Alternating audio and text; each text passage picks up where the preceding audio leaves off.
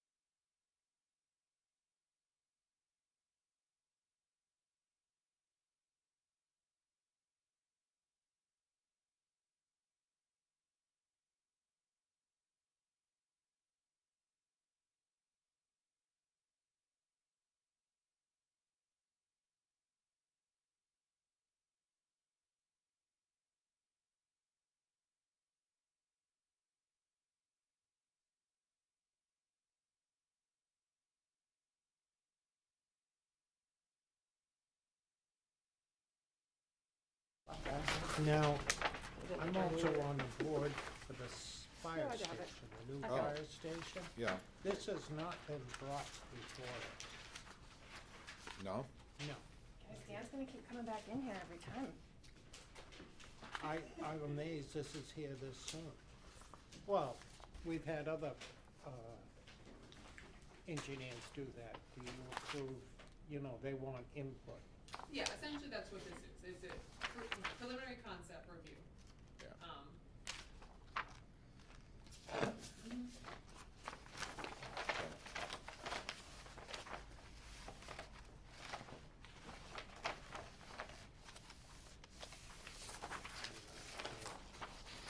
If we dig in even too deep, I've got too many questions.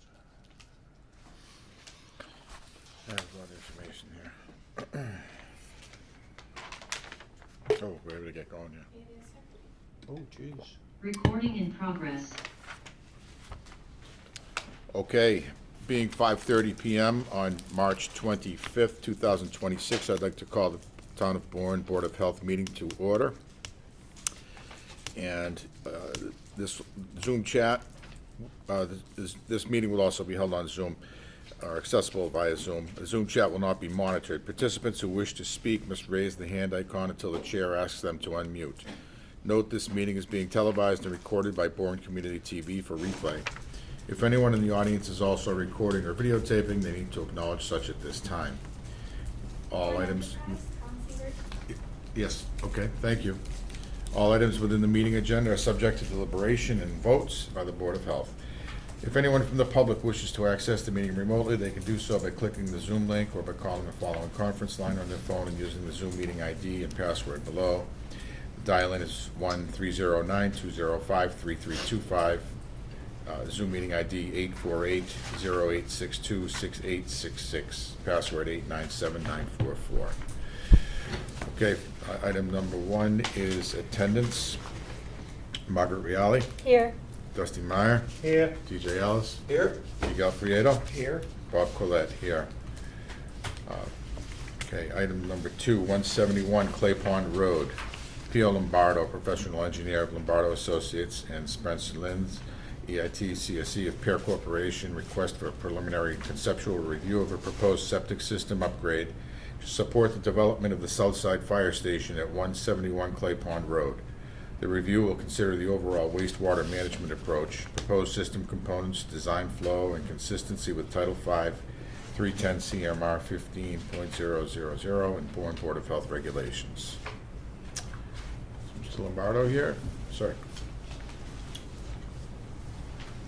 Good evening. Good evening. My name is Richard Pomeroy, and I'm the owner's project manager working on behalf of the town of Bourne. Our design engineer is stuck in traffic. Okay. I don't know what his ETA is, and I've asked for that. I do know that we have attending remotely PAR Engineering, who is the civil engineer, but Pio Lombardo, who was handled the design, is here to discuss that with you and answer any questions you may have. Okay. is ETA at this, or missing in action at this point. So I don't know how you want to handle this, and I apologize for this. Okay. I see that Matthew Collins has his hand raised. Yeah. If he wants to. Okay, Speak Mr. up. Collins? Hi, actually, Pio just reached out to us. He said he was running a few minutes late, but he should be there any minute. Okay. Um, Okay, thank you. Did you have anything to add or to mention about this? I'm just here for the civil aspects of it. Okay, If I could either, if Rick wanted to go over the history of the site, and I could kind of give you a quick rundown of the site in general while we wait, if that's what we want to do. I can certainly do that if you'll indulge me. I don't want to waste your time. I wish I knew what his ETA was. no, it's But okay. If you're not familiar, this property is located at 171 Clay Pond Road, and it's been purchased by the town of Bourne with the intent of developing a fire station on that project. We've been in the planning stages for about a year now. We had several variances that we were looking for from the ZBA and Planning Board. We've achieved approval from both committees. And our last step is meeting with you and reviewing this system. Our goal is to go out to bid for the project in probably the next month or so. We've been waiting for a little bit of legislation to allow us to proceed. And the design documents are 99.9% complete. And we're looking to get the project out on the market as soon as possible. The last step was this meeting with you this evening, so that we could finish crossing our T's and dotting our I's. I don't know how much more I can really tell you. I apologize for that. The intent was really to go over this design. Matt, have you heard anything else? No, still nothing yet. I could run quick on the kind of other utility drainage, if that's anything that the board would be interested in, or I don't know if you have any other items on your agenda that we could hold off on and wait for PO. It's really up to the board how much information on the other site aspects. Well, if I could, Rick, did they come to you or did you seek them out to bid, to supply this and look at this job?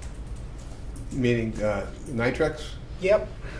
Matt, maybe you can give us a little history on that. That was I think you should. Oh, did he just come in? Yep. Hi, how are you?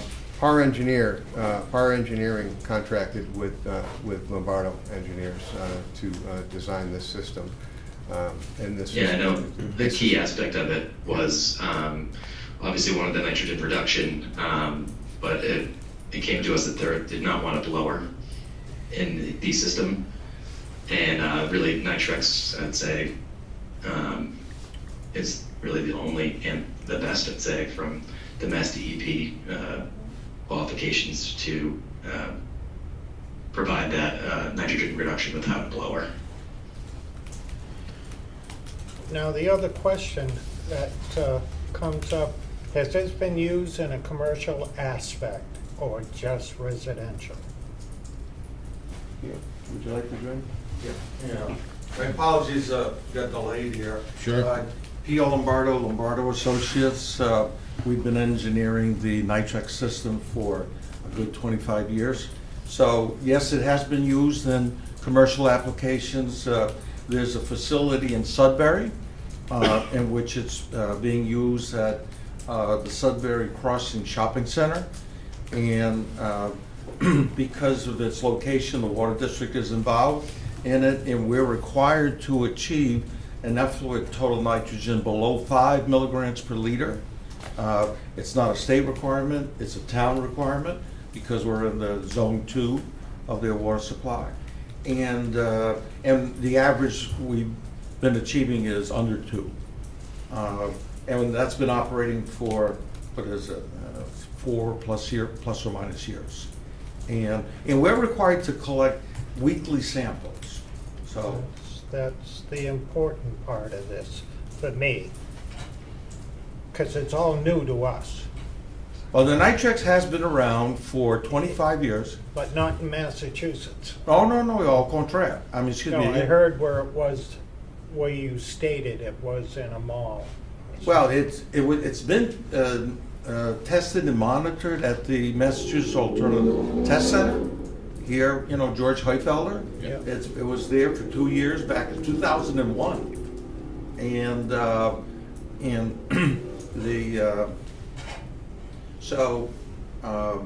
it's been used in Mashpee, at the Mashpee, what do you call it? It's a village condominiums right around the corner there from Town Hall. That's a subdivision. It's predominantly residential, but there is some commercial flow there. It's about 6,000 gallons a day. And that's been operational since 2007. Okay? And then there's been a system that was installed in Eastham that's about similar size. It's been operating since 2008, plus or minus. So, and then there's been systems operating, throughout the country. And naturally, the places where the Nitrex has been used is where the level of nitrogen removal requirements are high. And frankly, that's part of the reason why there's not more, is that the regulations, have not been adopted to require the more stringent, achievement. And that's our goal when we sort of discovered the system and have championed it, is that it's equivalent to very sophisticated centralized sewer. So we can produce an effluent, and do produce an effluent that's as good as a centralized wastewater treatment plant. Do you require a certain amount of effluent that needed to have the system work properly? Yeah, no, good question. The answer is no. You're thinking about, you're thinking about what's called in the industry activated sludge treatment systems, and they do require basically food for the bacteria to survive. Now, and the difference is, the activated sludge treatment system is sort of like maintaining a pea soup where the bugs are dense in that media, and they clean the water. Whereas the Nitrex system technique uses what's called fixed film treatment techniques. And fixed film treatment techniques, the bugs grow they attach themselves to the media that's in the treatment system. And so they will grow and die sort of as if the food supply, if you will, for them to grow is not there. They're just going to... So they regenerate inside the tank. Absolutely. And they regenerate pretty fast, basically, but whereas in activated sludge treatment system, they typically require that they be dosed with, some fresh, wastewater that has the bugs in them. The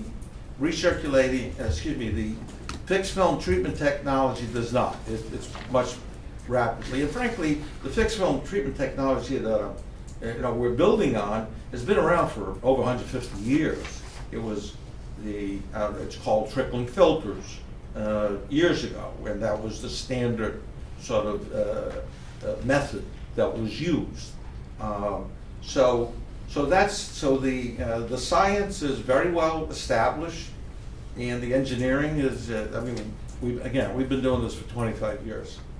So, and the system's been operating, pretty much all over the country, and the system has been tested by just about everybody.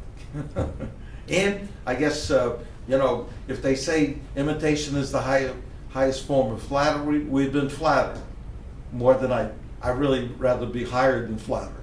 So, so the technology and the technique is well established. So I can get into it to the degree you want to on the science and the biology, et cetera. But, and then at the end of the day, very importantly, I as a professional engineer and warranting to the owner that it's gonna work. You know, we're not selling equipment. We're providing the system and we're standing behind it. So, If I may, Bob? Yeah.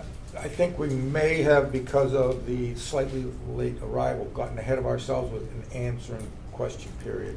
Is there a presentation that we want to go through first so that we get a full understanding of what you're proposing under well, review? you know, I was unclear as to the methodology, you know, the procedures that you folks operate under, so I'm sort of prepared to do whatever you want me to do.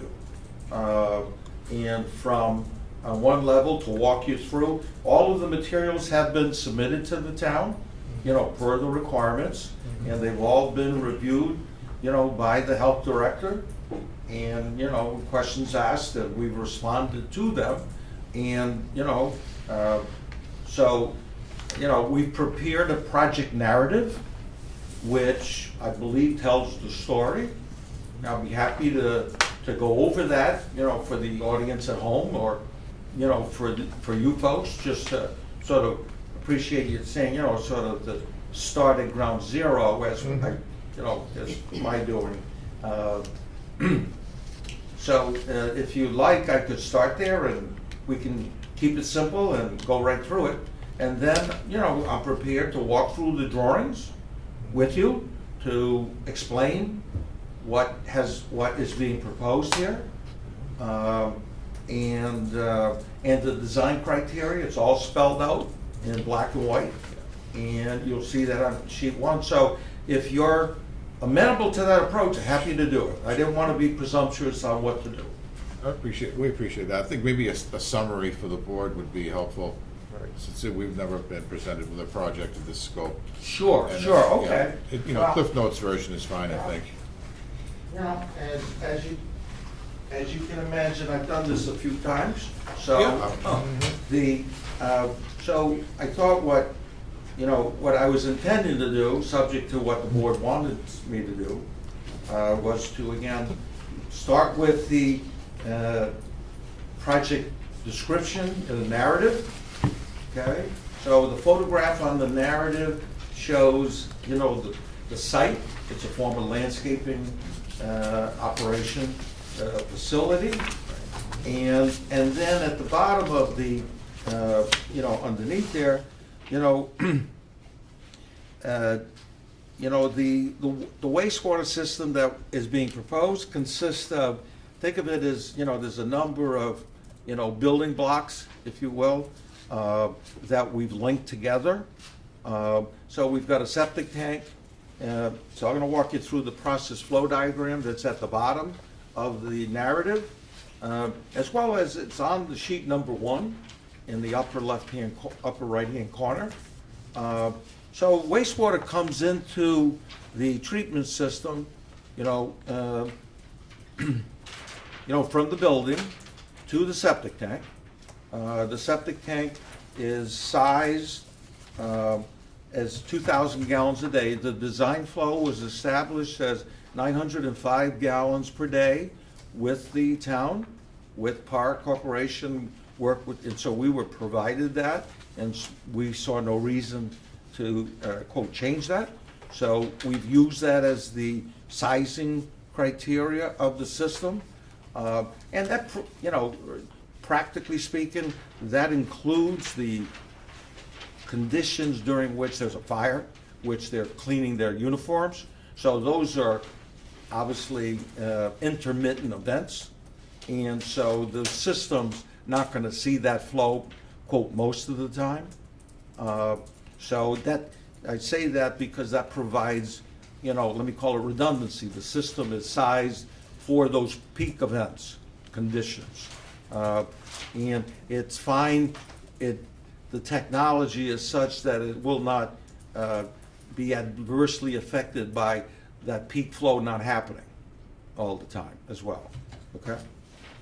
associated with what you had mentioned, if they came back from a fire where there was foam involved, let's say, and that somehow gets introduced to the system, have you evaluated the impact of something like that as a contaminant? Right, And how it's right. gonna be handled? Sure, I mean, naturally, that's, we've, quote, discussed it in terms of, and at the end of the day, we don't know what chemicals, et cetera, and obviously could be a witch's brew for all we know. I've been in the hazardous waste industry as well, so I understand, the issues there. It's hard to, it's hard to say anything with definitively unless one knows what's coming in, okay? We don't expect there to, well, we have no reason to think that that the material shouldn't be processed by the treatment system and it operate. Now, if there are contaminants, because at the end of the day, the water's going into the ground. So the concern I would have as a professional is impacts on groundwater and down gradient impacts. Now, the treatment system, if it does get adversely impacted, they're generally going to recover. So the situation is, is there going to be permanent damage? Yeah, highly unlikely. But there's nothing that would occur that couldn't be remedied. Okay. The other issues is where the water goes and goes into the groundwater. That's, to me, professionally, that's of more concern or importance, and that's life too. That's the situation that exists, and we all know about the history of fire foaming materials and their impacts historically. Okay. So in any event, so that's the best that one can really, that's the best position anybody can take. But you'll be doing testing and monitoring to make sure that it's still a viable system? Well, at the end of the day, the system is designed and its objective is to treat wastewater to make sure that it's pathogenically clean. Okay, it's safe from a public health perspective, and that the nitrogen is removed to, let's say, below 10 milligrams per liter. That's our design criteria. Okay, so the system will meet that. Okay, it could be a toxic event that interrupts it, but that should be readily, fixable. Okay. So we don't see anything, we're not concerned that anything would be, quote, put it out of service permanent. Right, thank you. That raises a question. If your system goes down, we can't be down. That's a fire station. It's being Right. manned 24/7 Right. with a certain amount of manpower for each shift. And the other thing is, we have 2 stations down now. This is the reason why we're building this. Okay. I'm very worried that if that system backs up and you have to close that station because something's gone wrong, we're in trouble. We would, as a professional engineer, I am not worried about that, okay? The system should never be down to the point that it cannot process the water going through it, okay? We're required to, the standard is 2 independent sources of power. The building has that. We're not getting into, we don't get into that because this is part of the building. And all of the pumps there are duplex pumps. So if one fails, the other one, they're alternating all the time. Lead-lag system. Right. So there's no way for the water not to get processed through the system unless there's something catastrophic. The line got plugged, or something really bad happened. Which, frankly, there's a monitoring system there that we remotely monitor the facility, and you'll see that on one of the drawings what we call the P&ID drawing. It's the process and instrumentation diagram that shows all the signals that are going on throughout the unit, and we're frankly seeing those results in our office. Okay? So, and if they hit a situation where it's called an alarm and someone needs to respond to it, that's activated. And the operator, and in the operation and maintenance manual that's provided, we provide these are the expected alarms that could happen. Okay? And here's what you're supposed to do, and here's how much time you have to fix it. Because the system is relatively robust. It's, it's not a China shop. It's not, if something goes wrong, power outages or whatever, or pump, see, a pump failure is not an issue. So, we got, and so again, in the O&M manual, there's a table there that lists all of the prospective things that can go wrong and how you deal with them and how much time you have to deal with them. And when you look at that table and you see how much time, we're talking generally a day. Okay, and there's nothing that's 5 minutes. I can't remember the shortest one. I wouldn't be surprised if the shortest one is a day. So, one quick question. I got lucky enough to review and go into a new sewage treatment plant. The operator of that plant also had 3 other plants he took care of, which is common nowadays. He could operate any one of those 3 plants with a cell phone. that's right. But my question is, do we require for this system to have an operator? And let me say, you're required to have an O&M agreement. You're required to have an operation and maintenance agreement with an entity that is qualified to do the routine and do the emergency responses if they. So that, you have to have that capability. In terms of how often that has to be, the permitting requirements for sampling are greater than the maintenance requirements for the facility. So in other words, the operator has to go to the site more often to collect samples, to bring them to the lab, to demonstrate that it's working the way it's supposed to, than for maintenance work on the equipment. Okay? For some facility like this, if the operator was there, maybe twice a year, they do not need to be there that often. Okay? There's no need to be there. Because again, we're monitoring, it's all being monitored. So there's nothing to do. So let nature do its thing. Your discussion is very fruitful. It's bringing up a lot of good points associated with, as a municipality, how many trained O&M consultants or contractors are there for us to be able to go out and do free bids in the industry? Is there? Yeah. No, good question. Well, let me back up a quick thing. In terms of the O&M requirements, activated sludge systems require tweaking. Okay, so that's why we don't use activated sludge systems. We use the fixed film process. They don't require that kind of tweak. Or the tweaking that one does is more big picture things, and maybe seasonal tweaking. So there's no need for an operator to change the dials, okay, based upon the readings. Now, in terms of, let me call it qualified operators out there, that's an issue. That's an industry problem, okay? So, there's not,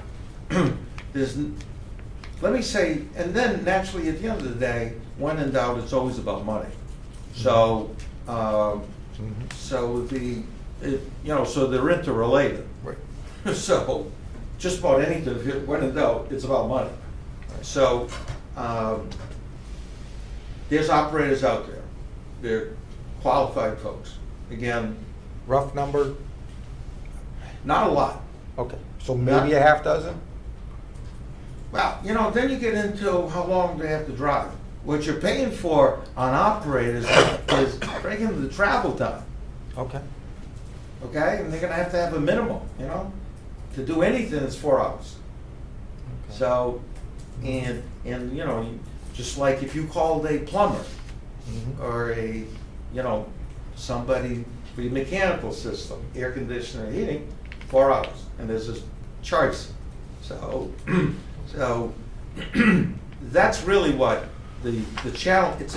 And again, it's an industry challenge because nobody wants to spend money on this stuff, right? And so we naturally want to, and that's why we've engineered these things to be as automated as possible, as reasonable, okay? And so, and that's why we use this fixed film technology versus the activated sludge. Activated sludge, as an example, blows air into the system. They've got the air blowers running all the time. And on small systems, property owners can unplug it, right?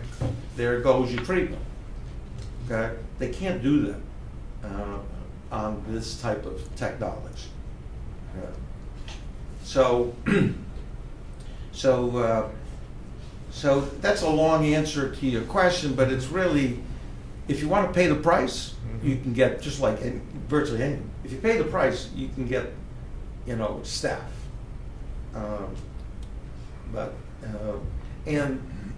So this is a growing area of the industry. So frankly, we provide the O&M, frankly, just to keep things alive. It's not a major core of our business. We're engineers.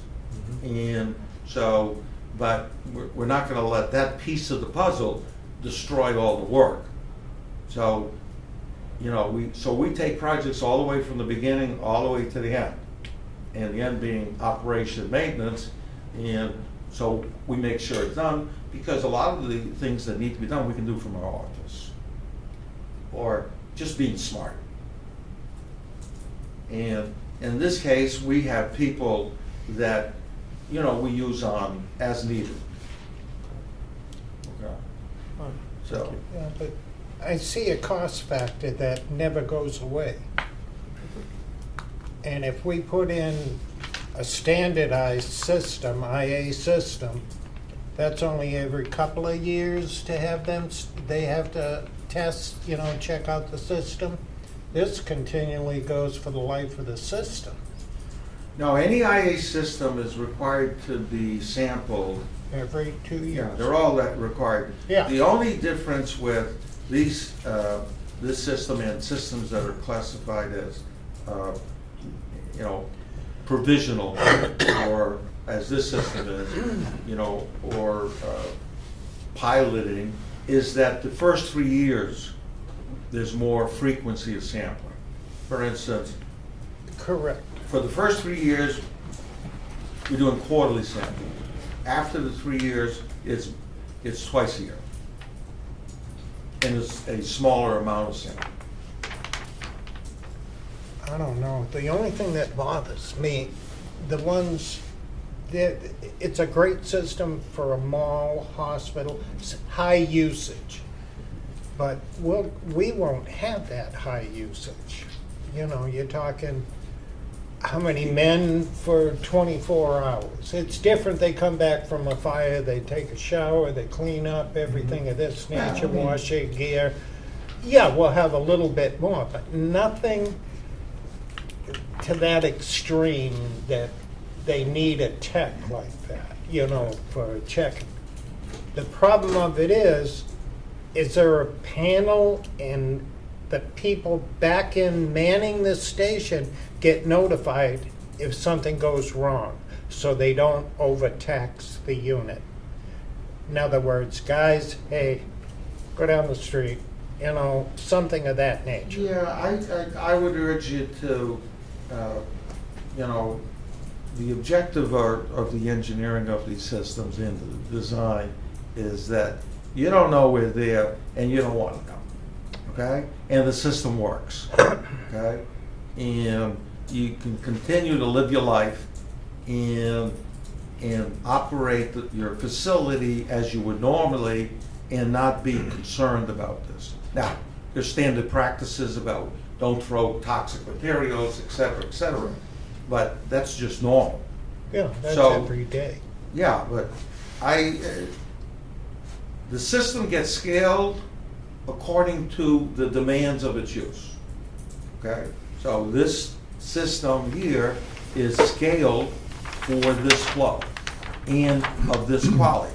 And I would urge you that this has high strength, what we call high strength wastewater, because the wastewater coming into this facility is going to be high in nitrogen.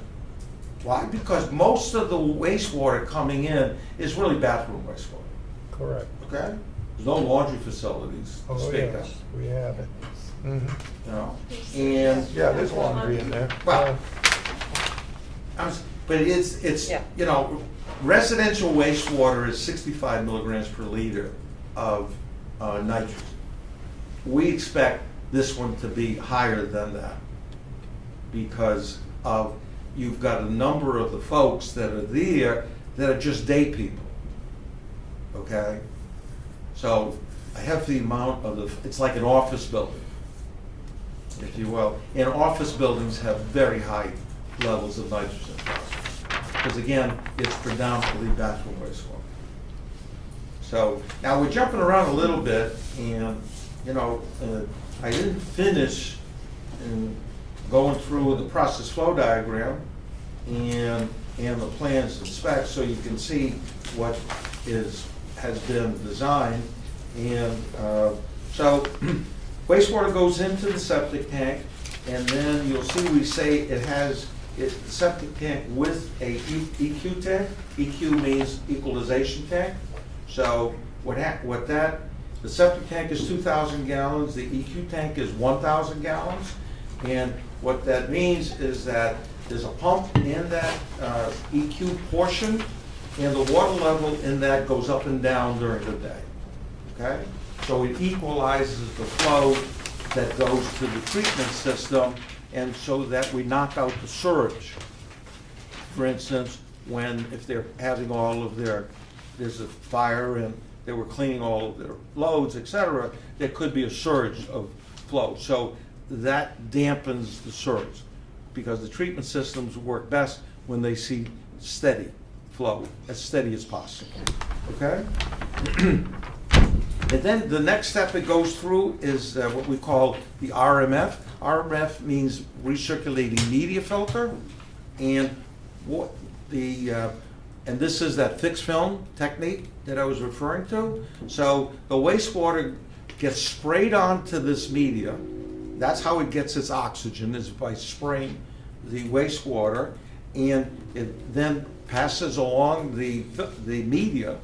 And in this case, the media that's being used is the foam, and you know that's even used in the old days, even beds, okay, and because they're very porous, so the bacteria grow on the foam, and that's how the wastewater gets purified, okay. So and it gets recirculated, which means that the wastewater being sprayed onto the media here is diluted. So it's not high strength. So we're recirculating, a rule of thumb, we recirculate 3 times. So the water gets sprayed on, it gets clean, goes into this, what we call the recirculation tank, and then gets mixed in with wastewater that's coming in from the septic tank, and then gets sprayed onto the media again. So that what the media sees is what we call dilute wastewater. So it's not that strong, and that the bacteria can handle it. So so that's the beauty of the recirculating media filter system, and that's all it is. It's like a cooling tower, where you're just spraying water over media and oxygen transfers occurs, and that's, the bugs need the oxygen to, break down the organic matter. That's really what's going on. The bugs are eating the organic matter, and in that process, they need oxygen. Okay? Just like we do. And then the effluent from that is the key thing from a nitrogen perspective is that in that recirculating media filter, the ammonia gets converted to nitrate. Okay? And most of the nitrogen coming into the wastewater system is ammonia. Okay? So, so ammonia gets converted to nitrate in an aerobic environment. Okay? And it consumes oxygen. Okay? So then you'll see the arrows there. It then goes into this, what we call effluent tank. It's really the pump station that would then send it through the Nitrex filter. And the Nitrex filter is frankly a tank with wood media in it that the water flows through slowly. Okay? And what happens is that when the wood, think of this, the wood is, let me call it carbon. Okay? And the bugs dissolve it. Okay? So you've got the bugs eating the wood and producing what we call labeled carbon, but it's dissolved carbon. Okay? Then there's bugs in this environment that go after the nitrates, and nitrates is NO3. The nitrates, they pull the oxygen off the nitrates and use that, and they take the carbon for food, and in the process they convert the nitrate to nitrogen gas, and it bubbles up and escapes to the atmosphere. So that's what happens in nature. Okay? Happens all the time, everywhere. In drain fields, in wetlands, etc. That's the nitrogen cycle. Okay? So what we've done here is that we're dealing with that nitrogen cycle, and we put it in a box, and we've engineered it and optimized it so that it works the best it can at the least cost. Okay? So, and the wood is what we call a slow carbon feed system. Now in the big treatment plant, they'll use methanol, they can use micro C, that's pretty sure they're right here in Bourne. EOS is, and so that's what's done in big treatment plants, because they need that carbon, okay? So we don't need, the wood serves that purpose, and obviously it lasts a long time. The life of the media we expect is 40 years, okay? So, and that's why it's basically a passive system. Let it do its thing, okay? You're gonna need to change the media out within 40 years. For planning purposes, don't worry about it until you get close to it. And then the effluent from that goes to the drain field. And then we've got piping in there to recirculate if we want to, et cetera, et cetera. We got fancy things in there to do whatever we want, okay? So that, we monitor, and if we need to make adjustments, et cetera, or if we want to, we've got a variety of things. So you'll see on the drawings, I can walk you through on the drawings, there's a process flow diagram, and all the calculations are there as to how each one of those boxes was sized. Okay? And this is the kind of information that gets submitted to DEP and all regulatory agency to show that it's going to work. Okay? These are and so this is basic process. This is what we call process engineering. Okay? So this is the basis for, how the system works and how we size it. So to serve this flow of these concentrations, okay? And so then you'll see on the subsequent drawings, the layout of the tanks. And, you know, the key one is sheet 3. That shows you sort of the plan view on how the piping and the tanks are all interconnected, and then how they go to the drain field.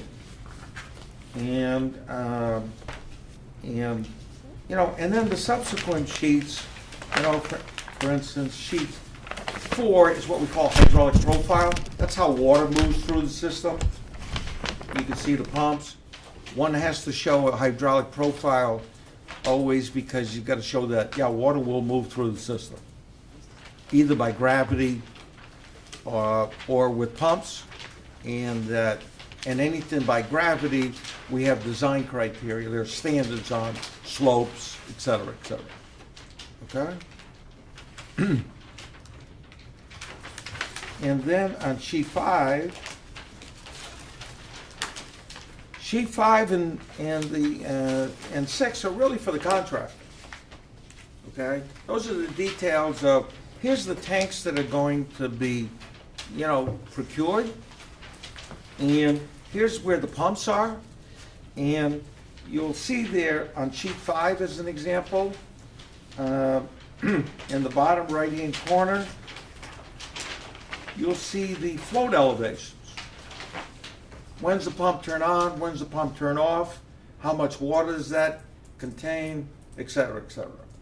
And then we show in there, there's emergency storage in all those pump stations. So, and where the high alarm, the important thing is, what's the high alarm level? So every one of those tanks, we identify where's the high alarm level.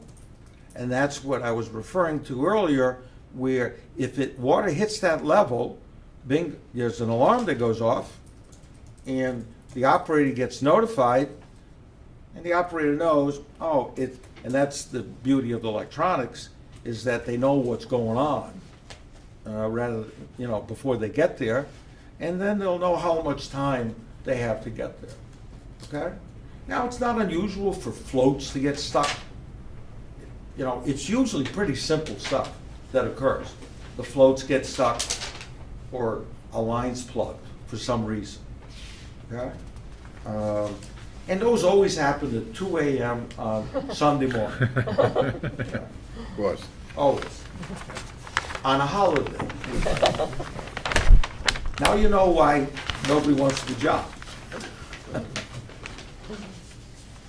So, any event, and then you'll see the same thing on sheet 6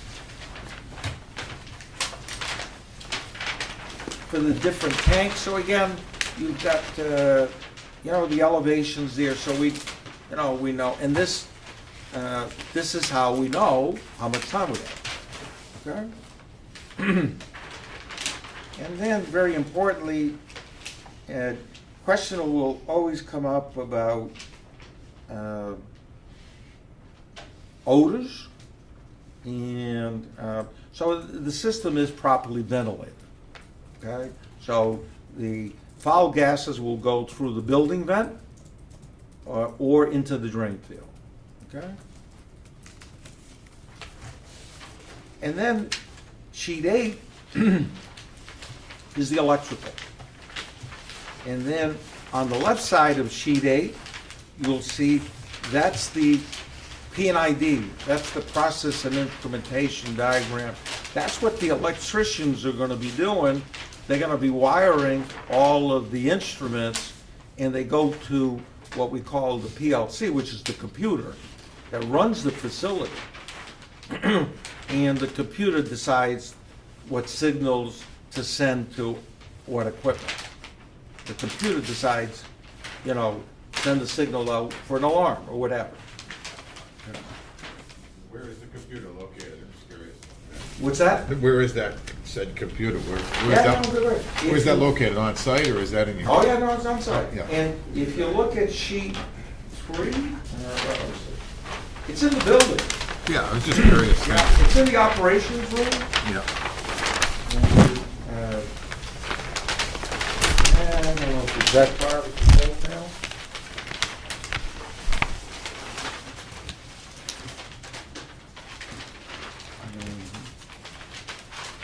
Yeah, you can see it on sheet 8. It's, I have a reduced down sheet, but you can see it there, control panel and the power supply. It's right next to the power supply. And so it's a healthy size unit, because you got a lot of wires coming in, a lot of wires going out, and then it connects to the internet as well. So, so we will be connecting to the cable in the building to connect to the internet, and that's. There's a blow up on it on sheet 2. Oh, okay, thank you. Better seen on sheet 2. Oh, Yes, here you go, thank you, thank you. So you can see it's called out, it's just the control panel. yeah. Yeah. So the, now this, we've got redundancy in the system. In other words, there's backup, okay? So for something to go bad, it's, you know, really, it'll be something evil is happening. But, so we have, the key thing for the system is what we call alkalinity. And think of it as Alka-Seltzer. It is Alka-Seltzer. And when nitrogen gets removed, or when ammonia gets converted to nitrate, the bugs consume alkalinity. And if there's not enough alkalinity in the water supply, it goes acidic, and the bugs die. So we are actively adding alkalinity to the system, just like, you know, it's an ingestion. It's really an ingestion. And so we have what we call a passive alkalinity unit in the system. We've got, frankly, we're using oyster shells, and we pass the water through the oyster shells, and they're calcium carbonate. So they'll dissolve in the acidic water and sort of buffer it. But we got a tank there just in case we need it. That's usually the one item that becomes a challenge on nitrogen removal. It's really the conversion of the ammonia to nitrate, because to get rid of the nitrate with the wood chips is relatively easy. It's getting the bugs converting, that can be dicey. So,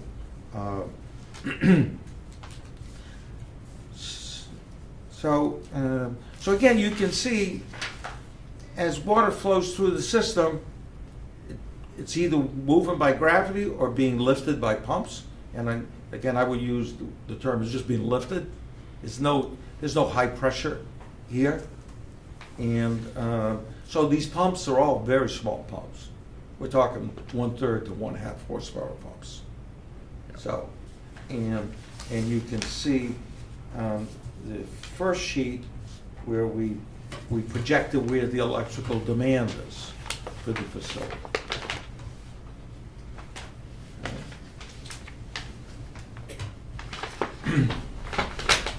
So in my opinion, you know, this is a very, I'm going to call it first-class wastewater treatment plant, and it's miniaturized, and frankly, we got involved in doing this. I got involved in doing this in the late 90s, because from my water quality work, I knew if we didn't have something like this, we were in trouble as a species, because you can't sewer the world, and there's not enough money, and there's a lot of issues with sewering everywhere. So, and we, frankly, I stumbled across professors at the University of Waterloo in Canada, which is the MIT of Canada. They're really the inventors of this, and they discovered this. It's a natural process, and they're, you know, internationally known, you know, in their fields, and they discovered nature dealing with these issues.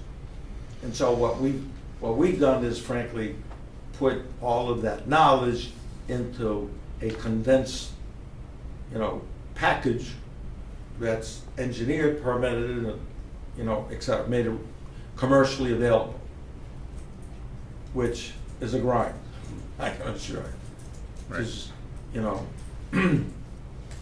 so, our challenge and our objective was always to have what we call decentralized system that was as effective as a centralized wastewater treatment plant. And that's really what you're looking at. Yeah. And, because wastewater treatment plants, are not gonna they could do a lot better, but now you're talking real money than what this system does. Our average typically on effluent nitrogen is in the 3 plus or minus, no less than 5 all the time.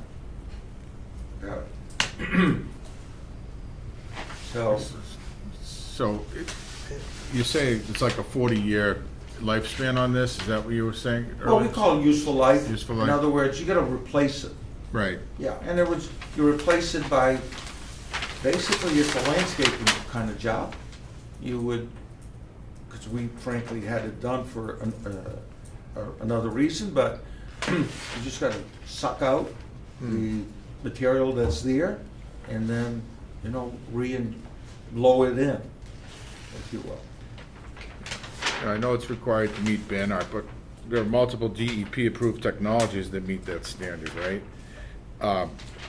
Wonder if there are any simpler or more easily maintained systems that still achieve nitrogen reduction that have been listed as BANR by DEP.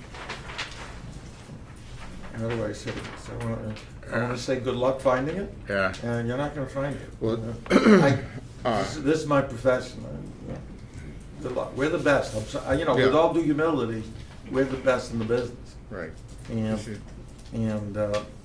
so, there's others that, there are others that are approved in the state that do get nitrogen levels down, in the quote, lower range. But nobody does any better, as Maybe- well as. I have a question. Yeah. Just maybe you can help me understand that I may have a misunderstanding. This is, I do understand that commercial systems are, IA systems, there are none that are general use certified. They're all provisional, correct? That's correct, in Title V. And that means Title V flows, which is under 10,000 gallons a day. Okay. They are approved for groundwater discharge permits, for higher flow applications. All right, so for Title V.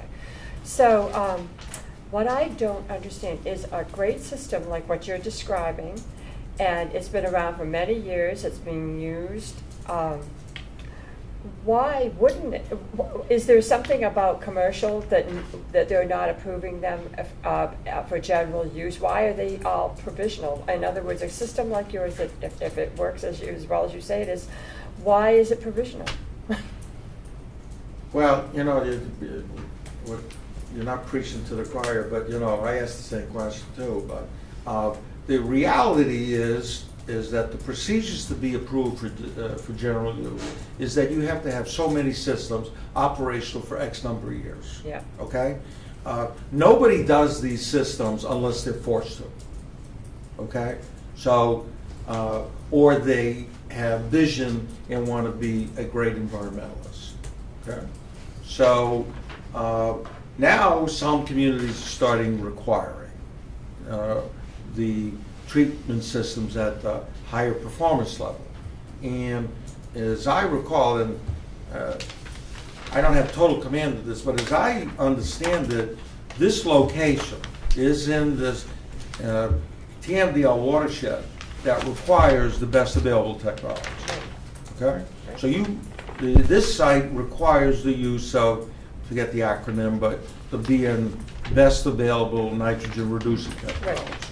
Okay? Good. So, and there's a small handful of technologies on that list. Okay? So we were selected to engineer and provide the system by the owner. Okay? So we're thankful for that, and that's why we're here. Okay? They decided that they were required by your own town ordinance. Right. But you've got an overlay ordinance that requires development in these sub-watersheds to have best available nitrogen technology. That's what this is. Right.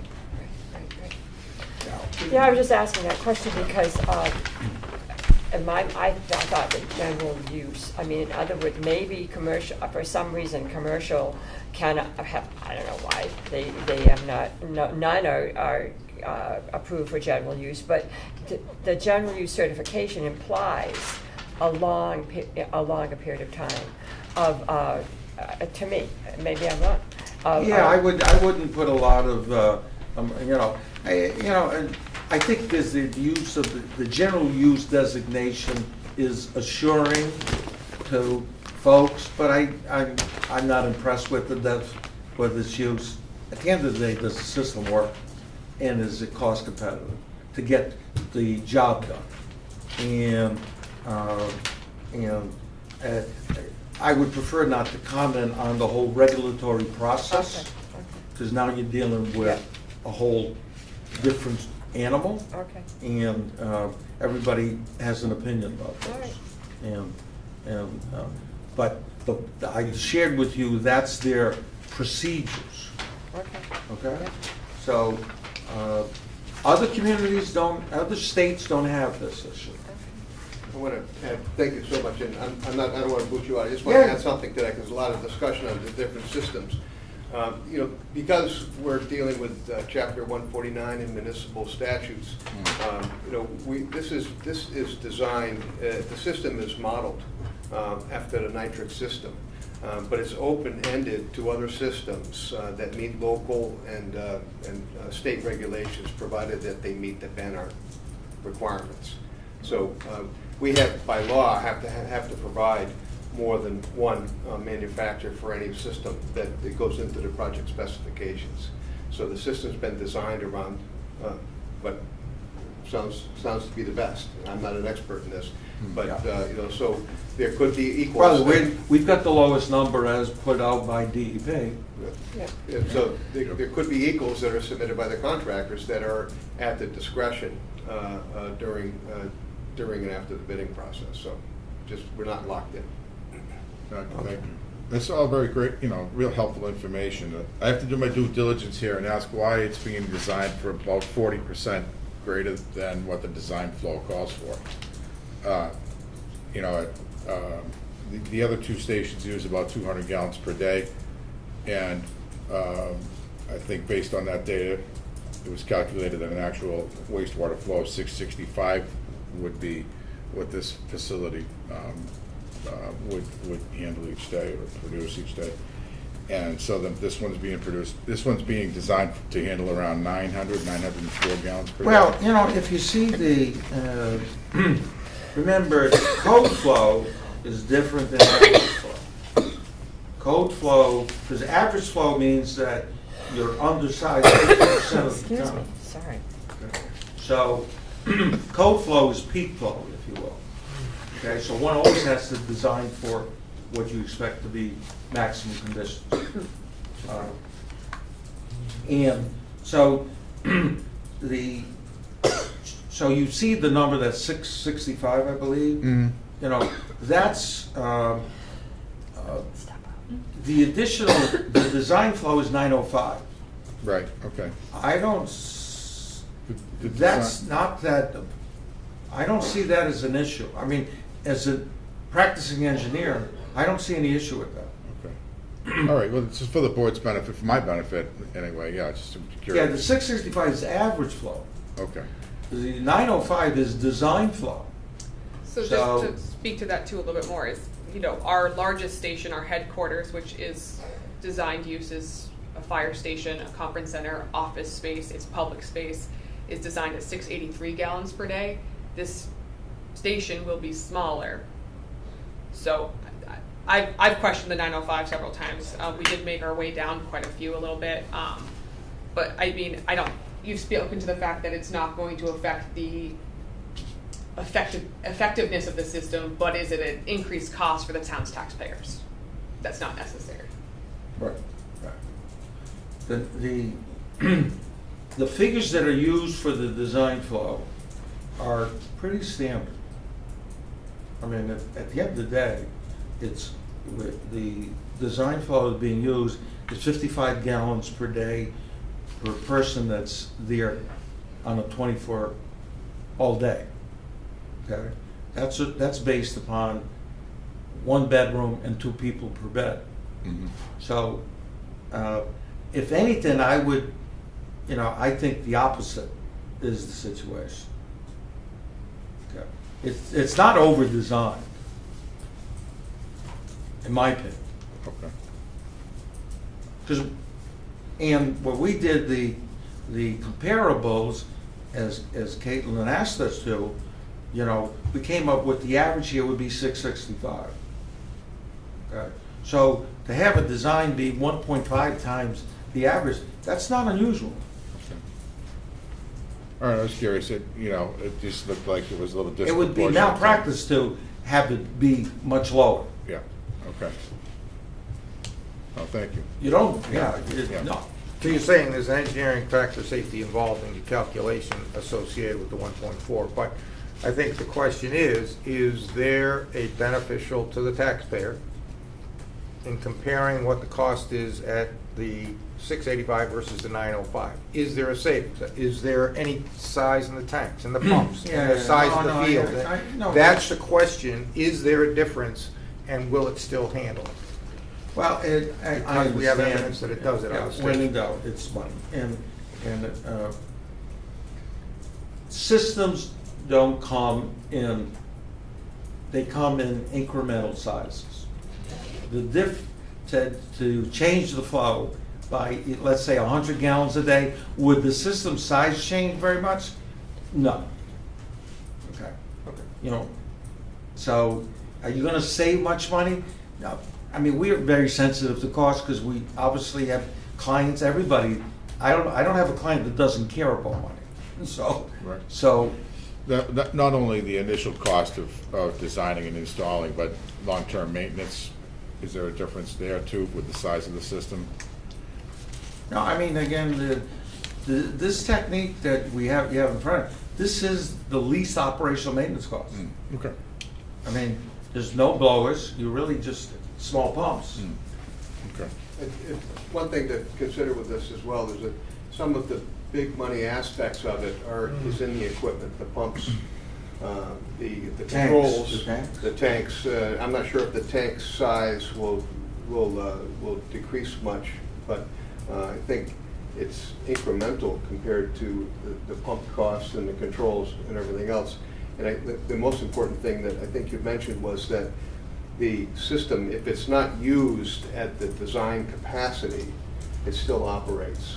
That's right. Yeah, so it doesn't need to work at the design capacity to work, you know what I mean? Right. I think So that was I think that's an important one aspect, concern too. that. But some we of can us- also look at Right. what the incremental cost would be we could do a quick study to see, if we designed it to 650. No, what see would- that, I understand, again, we don't have a client that doesn't care about money. Okay, the system is designed, for, you've got a number of things here, okay? The process is, what's the design flow? The criteria that's used for the design flow are standard, okay? If anything, they're lean and mean, okay? So that's number one. And number two is that, so there's no basis for anyone to think that the design flow is going to change based upon the criteria that's been established here about the number of people that are going to be there. Now, if you change the number of people, that's different. But remember, we're starting with the number of people that are going to be there for so many hours. Okay? And that generates, if you look at the table on sheet 1, I got to get my glasses.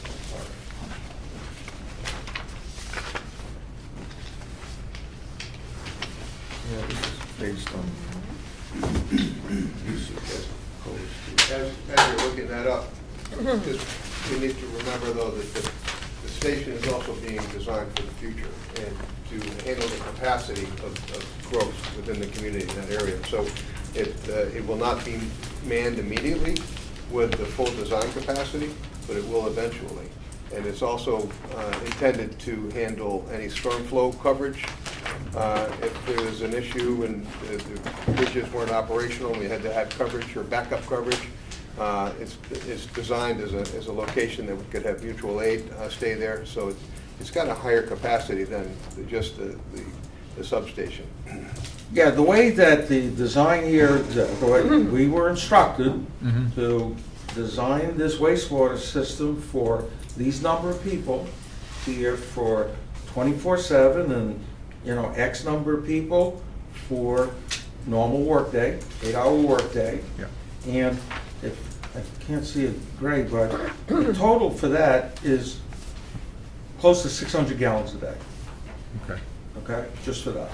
And then we've got the peak flow here, excuse me, then we've got the washing machines coming in for those events, okay? So that's 600 gallons a day. Is this? Recall that we did the comparables. You know, see, the opposite of what people are saying is really what the data says. The data says that the comparables say that you're gonna see that normally. Okay? Peel, you're gonna see that data normally. That's what I look at. Because if anything goes wrong, I will get asked, why is it not your fault? Okay? That's my world. Yeah. Okay? So, you know, I'm the engineer of record, I gotta live by the rules. And the rules are, it's gotta work. Okay? And it's gotta be cost competitive. Okay? There's no reason to think that it's not gonna be cost competitive. There's no reason. We really don't wanna go there. Yeah. You know? Yeah. I mean, I got 50 years of experience, and so there's reasons, there's ways to save money. We're not being elaborate here. Nothing's being added. There's no gold plating anything. So what you're getting here is a high quality system that produces the best nitrogen removal. If you don't want that, then it should never have been accepted. No, we appreciate that. I'm just trying to be accountable to the taxpayers and, you know, in the town. We got So, it, but yeah. you know, it's so the design is the design. It's required to be that. Anything less than this is negligence, in my professional opinion, and I don't say that lightly. So, and there's nothing's in here that we would say, oh yeah, we could take that out. Oh, we could take out the redundancy in the alkalinity tank. If you want to take that out, that'll save a couple of $1,000s. I mean, really. Yeah, right. Matt, did you have something to say?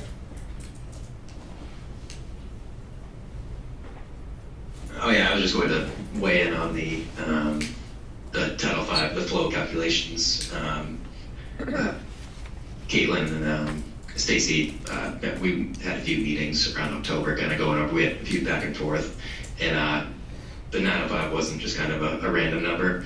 We kind of put together the charts, basing it off the number of bedrooms, which for a facility like this, you don't use your typical like 110 gallons per day per bedroom. You do half of that, so you get your 55 gallons per day for that with the 7 bedrooms, and then also with the for like a fire personnel, something like this, you use the shower counts. It's similar to like say like a day camp where they have the showers here. People gotta come in and shower, and that's based off 10 gallons per day for the 28. And then also the big one, like the washing machine with your impactors, your decon, your sanitizers for a fire station. We got those specs that they're going to be using for that. So we were able to kind of put together each individual one to get 240 gallons per day for that. So that's where you're kind of the 240 plus the 385 plus the 280 for those three kind of aspects of your Title V when you're sizing the system. That's how we got our 905. Just wanted to clarify that for everyone. Thank you. And I think that was still my question about that, was if we're counting the one person per bed, 55 gallons per day for the 7 people who are 24 hours, who are the additional 20 people that are using the showers and the bathrooms? For that count, we Title V has you do for the number of showers, and as Rick mentioned, this is to be meant for an expanded system for not just what the need is now. There will be more people in this fire station as the years go on for expansion. So that's why the number of showers increased, and that's why we have to use that number. In our opinion, the key thing that I looked at in terms of reasonableness is, to me, this is lean. Is that when we do the comparables analysis, okay, if you take what the comparables analysis told us and you apply it to this property or this proposed use, it says that the average flow to expect from here is, I can't remember the number, 664 or something like that. Okay? Mm-hmm. Well, design flow needs to be higher than that. Okay? Not unreasonable that it's 2 times it. Frankly, code is usually 2 times average. Okay? So we're under that. So for that reason, this is not over-designed. Oh, you know, on the opposite. Now, my opinion as the engineer for this is that we're not selling equipment here, we're engineers, okay? So, you know, and we take this seriously, that it's not over-designed. Okay? I would, you know, on the contrary. But the fact that the additional capacity is there and would only be intermittently used provides that redundant or safety factor that eases my concern. Okay, and that's my professional opinion on it. Okay. Okay? So. Thank you, Mr. Lombardi. Been very helpful. That was very much appreciated by myself, and I'm sure the other board members as well. Very detailed, and we've learned a lot. Yeah. Thank you. Yeah, no, it's, and again, we understand, you know, being sensitive to the cost, so. Sure. We have to. Yeah, we have to. And, Yeah. But there's nothing in here that, you know, there's no fat. Okay. Well, if you'd leave your credit card with us, we could afford it. There you go. There you go. There you go. My wife feels the same way. Leave the credit card. Anybody else have any questions or comments to make? I had one for Katie. Under the best available nitrogen reduction, are there other fire stations in the state, I guess, let's even go beyond the Cape, that use IA as opposed to or use nitric? Is there other comparative fire station applications? Only Cape Cod is subject to the banner requirements. Okay, So that's where we're a little bit different from the rest of the state. right. So we're limited to what's on that list. I am not aware of any particular stations that use IA technology at this time. Okay. So no, I cannot. Yeah, I'm just trying to ask questions that, in case there are those other opportunities to use an IA, if it's been Yeah. evaluated, were the other departments that have already given approval subject to any of the concerns we brought up today, like the ZBA fair and planning. reasonableness of the bidding process? Is there anything like that that came up? I don't think that they really spoke to the wastewater component of anything now, but they are subject to the same procurement rules Right. and regs. Yeah. Because I would think that that might be a concern. Is it? Absolutely, yes. I mean, for this to be a proprietary product, Right. it can't be specified that that's what we're doing. Right. We have to allow for bids. Yeah, Right. Okay. strict rule. Now, this issue that this technology, but, you know, you've got an overlay district. That's really what's driving this. This is common throughout the country. And it's ubiquitous. The nitrogen problem is pretty severe. Right. So, Peter, can you speak to any, like you've told us about a couple of the systems that are commercially used in Massachusetts, and they were larger scale projects. Potentially, maybe to speak to residential projects, do they have the same type of computer programming monitoring that the system would? well, all of the ones, you know, all technology these days have controllers and remote monitoring. You know, it's ancient if you don't have, you know, because if you got an alarm condition, you want to know, you don't want just the red light to go on, you know, and then wastewater to be all over the ground. So, now, different systems have different levels of sophistication, et cetera, et cetera. But I don't know of any technology that doesn't have that general feature. Do the smaller scale systems have a similar like control? Obviously not a room in people's homes, but do they have a control panel area that's Now, all of them are going to have control. as in depth as the one that we're seeing here? You brought up something which we deal with, because we have systems out there that has the pump system to aerate the water and this and that. And the people go away for the winter down to Florida, and like you say, they unplug. How much damage will that do to this system if they disconnect the power?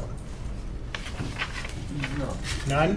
When they come back, plug it in or whatever? Well, they throw there's the nothing to switch? plug in and plug out. They're I mean, if you want to hardwired shut into the the panel? breaker panel, you would have to shut the breaker panel. Oh, we're But Cape why? Cod is, we lose the power all the time. We know that breakup panel. Sure, no. There's no reason to shut this off like there is on, They feel electricity, anything draws electricity, especially now with the price that they can save while they're bathing on the beach in Florida is a benefit to them. They do that here. no, I get it, but again, the activated sludge systems use the electricity for the blow. And typically those are supposed to run all the time, okay? So, not unusual for those, you know, to be shut off seasonally, et cetera. So, we don't see clients shutting this system off, you know, when they're away, because the amount of electricity it's using when people are not there is pretty small. So, it could be shut off and not gonna hurt. Speaking about that, the size of this system that you showed us on these prints, I'm not holding you to this. Roughly, what's the cost? A ballpark. No, we do not provide installation costs, that's public good information. So, So we have to wait till a contractor comes before us before we can know the cost. well, for a Board of Health permit, you know, is the cost information sort of required to be submitted? It is? No, it isn't. Cost is not part of the permit, am I correct? That's right. We don't get contracts to show us how much someone is paying for their residential system, but they are, you know, private entities, so we wouldn't necessarily have any concern with that. Given that this is a town project, that may be a concern. Yeah, we'll get it as a town project, but a homeowner doesn't get that we don't get that information. That's the whole thing with dollars and cents. And you can buy the Cadillac, but can you afford to make the monthly payments? That's the whole thing. Yeah, that's beyond our, you know. Yeah, that's, as I said, your credit card and your good money, we can. Is there anything else that? No, it's your turn to fry you. Well, we appreciate your time, and I don't know if there's any follow-up. At this point, we'll be submitting an application, a permit application, once the contractor is on board. But I don't know if there's anything else you need from us at this time. No, I definitely want to talk to Oh. you. Excuse me. Sure. Excuse me. You know, the process, as I understand it, in the town, Caitlin, is that this is an application for conceptual approval. Yeah. Right? This is a conceptual plan review. Right. And that once we get your plan review approval, we then would submit an application for a construction permit. Is that correct? A septic installer that is contracted by the town would have to submit a permit, yes. Right. The permit application. Yes. So that would be the next step, after you have approved this concept plan. Is that correct? I mean, the board doesn't have to approve the concept plan. They could acknowledge it. They could take no action whatsoever. It's just essentially it was a presentation to the board to review the plan and to provide you any feedback if they saw fit. I have a few comments. Yes. I start by saying I'm a physician, I'm not an engineer, all right? I took me a while to run this. I didn't have the physical, I had the electronic things. The system achieves what it's designed for. It does achieve it. The purview of the Board of Health is not whether it saves money or not. Yes, we're good stewards, but that's not our purview. That's what we have Board of Selectments, and they have different committees, and they make that decision. My point as a Board of Health member is to make sure that it achieves and it meets what the requirements are. It does. Now, does it do that efficiently or not?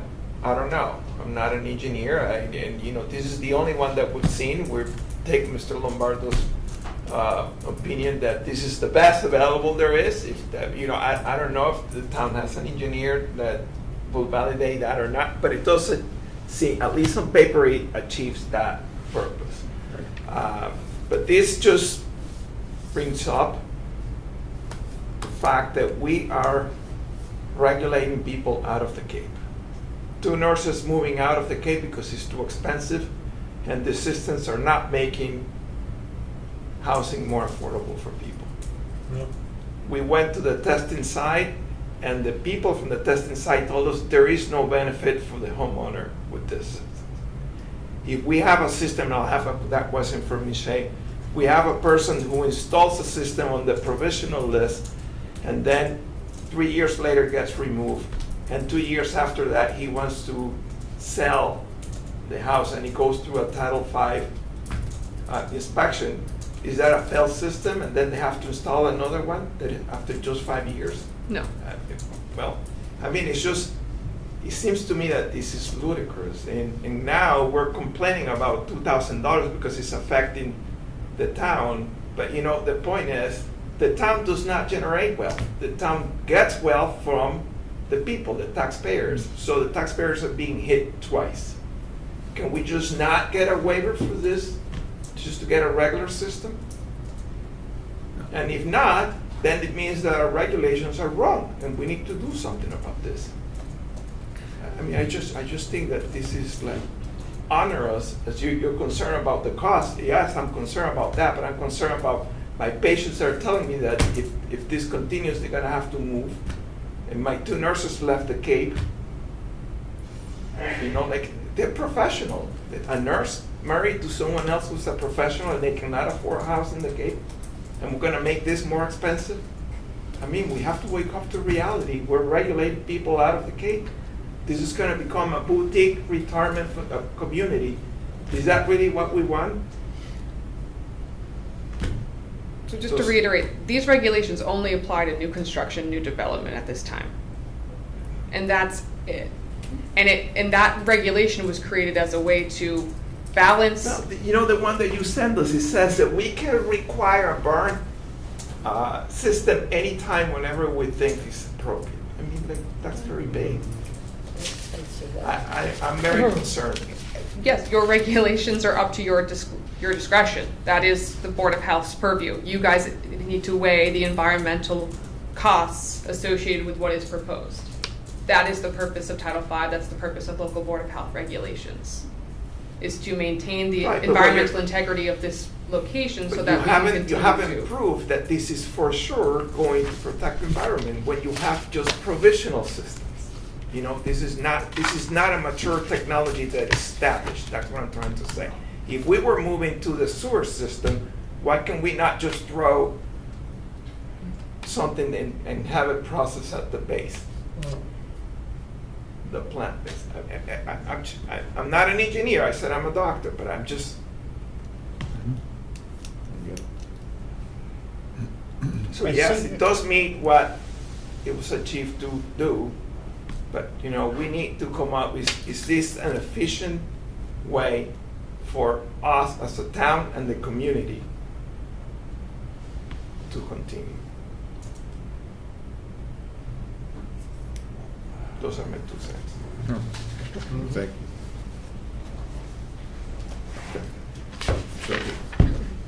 All set, thank you. All right, so, It's on the agenda for the next item. for the next item. So we could just acknowledge that we heard the presentation, the concept plan, and move on from there. Want to just do that? I'll do that. Thank you. Nice to Thank meet you, thank you. Thank you. Appreciate Good it. luck. Appreciate So the we're not, time. we're not taking any, it's not an approval or, You don't have to take Can I say any action. something? don't take any action, okay? We don't. All right, then we won't. Can I say something? Yeah. Why they've all left the room? The cost of this, you gotta realize, I'm on the Southside Fire Station Committee. We have to work under X amount of dollars. That's what the town gave us. They voted in. If we have to go over with a system like this, we gotta go back to the taxpayers. You can go, I ain't going. And like the doctor said, I saw so many changes that I was catching him on that I said, I better shut my mouth here. 4 years, changed out the wood chip system. Tech comes down, tests water. We being built, the town, there's a constant thing. No one around here gonna be able to work on it. I'll be honest with you. So, Well, I wanna talk then to maybe we might George. need to look at our regulations, because we've just passed the regulation that's new construction in the Phineas Harbor watershed. So it does ask for the best nitrogen technology, reducing technology. That's what our regulations, so we have some system. Correct. But But there's systems out there that may meet the requirements that we need to hear and yeah, see. that you think that would be. Instead of, I looked at There are this about 15 quickly. systems on the banner list. I looked at this quickly and it's So gonna are they be, the only ones doing the presentation because they were selected by the town? They were not selected by the town. The wastewater engineering firm that the town is working with subcontracted to this person because they didn't know what system to pick. And another aspect of this too is It's just there's no competing bid. the that's it. Right. And you were saying how can't the do that by law. other fire stations in our town use, 200 something gallons? Their average water flow was about 200 gallons per day. They are designed for about, the Sagamore Beach Station is designed for 685 gallons per day, something like that. So his defense that it has to be, and it was this guy Matt working with him too? Matt was from Pear Corps, that's the wastewater Okay, engineers. okay. So then they were defending, like, this is the lowest, this is that, I don't know if there'd be any savings of not having it be over-designed. Because I don't see, and you asked the question, like, where, like 28 more people or something, I don't see that our town is growing at that rate, that we're going to need that many more firefighters to have it I don't think the be city that large. has that. So much. I'm just saying, I don't know about this particular system, but I don't know if this particular technology. But I don't know if it needs to be designed as large as they are saying it does. I mean, He got agitated when I called him on it, right? Well, He got agitated Oh, when I yeah, called he him. was Yeah. getting mad. Yeah, this is it. I mean, this He is probably never got questioned Yeah. like this before. Right. And the other thing, all the systems that are in Massachusetts and other states too are commercial. This isn't commercial. This is a homeowner's No, it's not situation. commercial. No, so fire stations cannot be designed under the residential design categories. They have to use commercial approvals. Yeah, but there's IA systems out there that can meet that. Not the nitrogen count, but There come are under no the- banner systems approved for general use for commercial. There are additional commercial uses for provisional use, yes. so you must have a minimum of 3 bids to award a contract. You cannot go with one. Okay. And I got a funny feeling this system goes for big bucks. Yeah, well, like you said, it's very complex. So, but as a Board of Health, we just have to say whether it meets the criteria that is required, and then they have to decide on the cost and Yeah. other bids, but we The thing- cannot force that. Thing about it, Doc, is I look at it, we should be on a sewer plant town-wide. Even if I we had to agree. put mini plants out in areas to suffice everything. Get the homeowner uninvolved. He pays his tax bill, it's built into his tax bill. No worry about, oh, I gotta have it tested next month, this or that. An old woman says, oh no, it's backing up, what do I do? Even young couples, they know how to start their car and tap your phone. You know, they wouldn't know what to do. Yeah, I agree, and people need to realize that even if we get sewers, it's not that it's being done for free, they're gonna have to pay for it. Correct. But I see the efficacy and the impact that these waste treatment plants they have from sewers are great. In France, the effluent that they use for drinking water, They can refine it that well. that low. And Wow. you know, and that's not gonna happen with something like this. And if we got the waiver for the sewers, I think that we should pursue that. And that's what I said, because, you know, if we spend all this money, whatever it costs on this, and then a few years down the line, then now you have to connect to sewer. Well, it's the town, I know, is making it, but it's just wasted money. Right. But That- like you said, put an IA system in 5 years, get told it's failed, you gotta put another one, another 40,000, It's I know, just- whatever it costs. Yeah. Outrageous, yes. Yeah. It's so hard on the homeowner, the only avenue I see is a treatment plant. Falmouth has mucho all over the place, and you don't hear those people complaining at all. Let's make the Board of Health resolution that we should move to a sewer system as soon as possible. I advise you to attend a select board meeting and discuss that. But that will be the resolution from today's. I mean, I just, you know, valid point. Okay, I'm off my high horse. Moving on. Agenda item number 3, public comment on non-agenda items. Anybody from the public that would like to comment on any non-agenda item? On She Zoom? ain't gonna talk. Okay, thank you. Number 4, health director's report. Anything this month, Katie? I don't have anything for you guys right now. Okay. Michelle, do you have anything on the rates for influenza and RSV? And I haven't gotten any updates personally. No? No. Have you heard anything? so right now is the season for influenza B, not A, and it's beginning to come down, but it's still high. It's beginning to come down. but we're still seeing RSV. The other thing that I was gonna say that we're seeing clinically, and it's unbelievable, is the tick bite diseases. Lyme, anaplasmosis, and they are already out there. Yeah, they are. They are. This is the So- time of year. Yep.